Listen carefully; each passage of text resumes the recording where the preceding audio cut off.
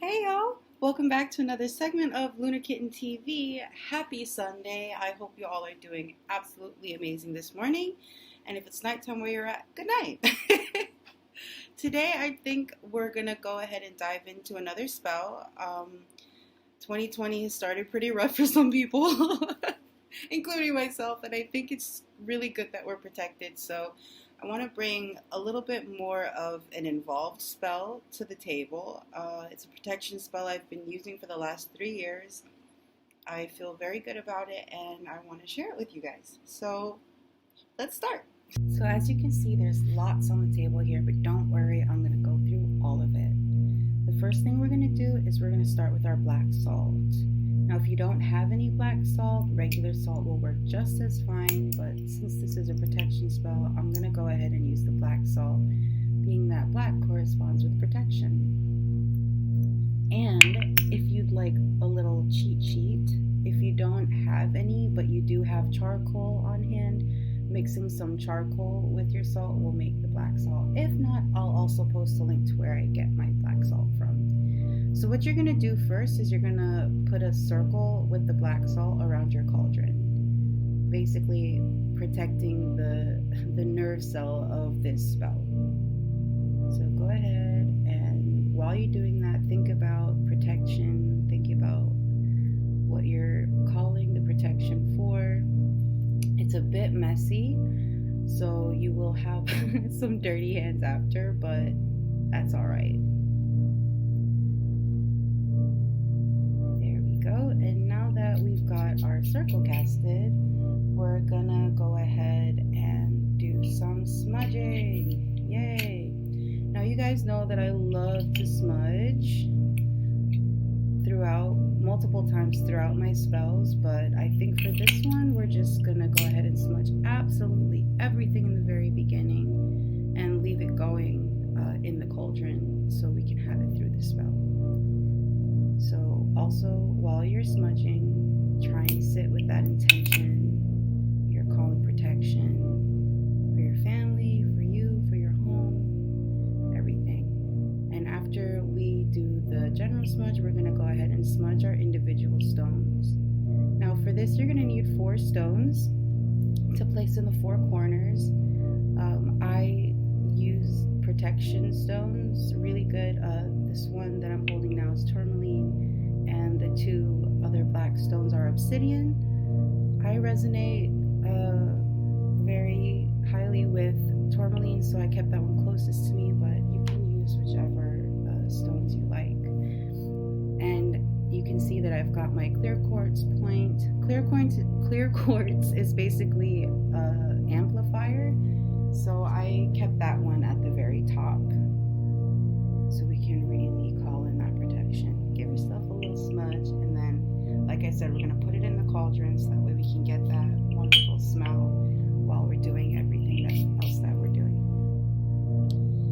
So about the positioning, you're going to want to put them in all 4 corners around the cauldron because you're calling protection. You're drawing that in, and you're drawing it in from all 4 corners. Now we're going to light our black candle, again with the black because the black correspondence is with protection. So go ahead and light your black candle. Now if you don't have a black candle, that's totally fine. You could also light another little white candle for protection as well, but being that we're going by correspondence, I'm going to go ahead and use a black one. You can see that I've got little things inside of my tea light, and that's because I had previously made a spell candle for protection, so I'm using that one. But you can use a regular tea light, that's totally fine. If it's possible, I would suggest lighting the tea light with your black candle, so that way you're not using a man-made flame. But if you do, that's totally fine. Using lighters is great too. It's super easy. But if you have the ability, I would use the black candle. Now this is some olive oil. I love the way olive oil looks. You're gonna put it in the top of your cauldron or your little tea light oil warmer. You can use any other oil, but I just felt like the olive oil was the best carrier for the dry herbs that we're gonna put in. So this is some white sage. It's separate from my smudge stick. This is just a piece that I'm gonna use for the spell in my little pestle and mortar. If you don't have one of these, that's totally fine. You can also use a grinder, or you could just break it up with your hands. Either way, I like to use the pestle and mortar. I feel like it's a little bit easier on the hands. So I'm also going to add in some rosemary, and these are the only 2 dried ingredients that you're going to be using for this spell. While it looks like there's a lot going on, it's really simple ingredients and usually stuff that we have laying around the house. So I'm going to go ahead and crush that up. It doesn't have to be into a fine powder at all. Just making sure you kind of break down that rosemary with the sage a little bit. I'll show you all what I get it down to in a moment. But while you're doing this, also think about the reason you're doing this. We're imbuing these herbs with our intentions for protection, calling that protection. Again, think about your family, for yourself, for your home. See, it's not too small, not too labor intensive either. The next thing I'm gonna do is get my little spoon, so that way we can put our freshly ground herbs into our oil. I love this little spoon. My sister is amazing. Again.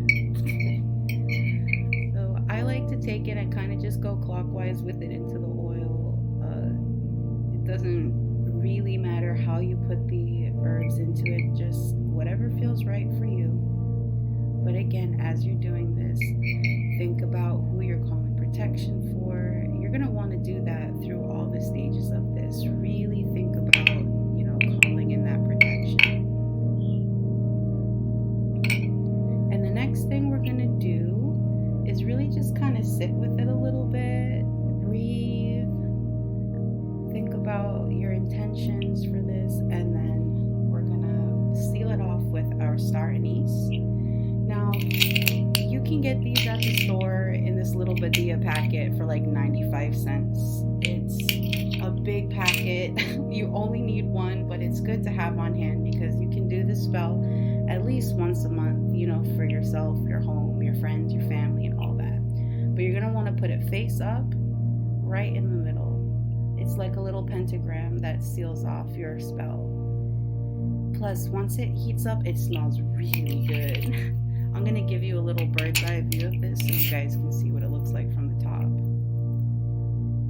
So you've got your circle, your black candle, your stones in all 4 corners, and your cauldron.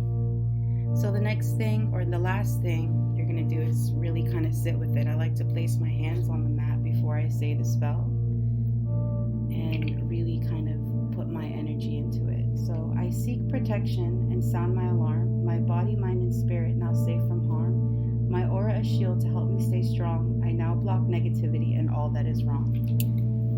And that's really it. You guys can sit with that after, and that's it. Thanks so much.